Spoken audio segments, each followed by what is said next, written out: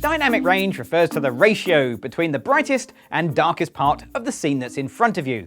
My Olympus camera can capture images with a very wide dynamic range, especially if I shoot and edit raw files.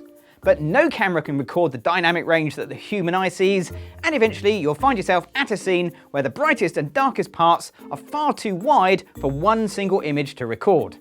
That's where the Olympus HDR mode's high dynamic range can really come in to help.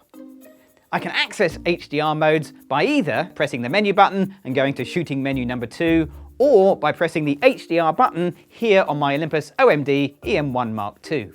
Use the front dial to select either HDR1 or HDR2.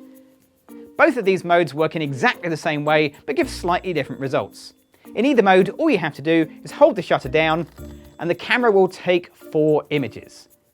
Each of the images will be a different exposure, and the camera blends the exposures together to create a single high dynamic range image.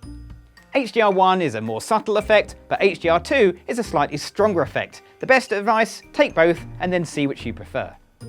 If, like me, you like to do your own exposure blending, there are plenty of third-party software options for you to choose from.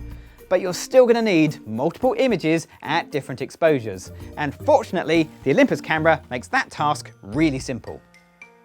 Go back to the HDR option and you'll see some settings that say 3F, 5F or 7F.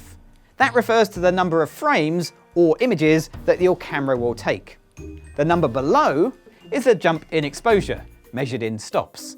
And you can choose between 2 and 3. So for example, a 5F 2.0 EV will take a total of 5 images. The first image will be the correct exposure, or whatever you dialed in manual mode.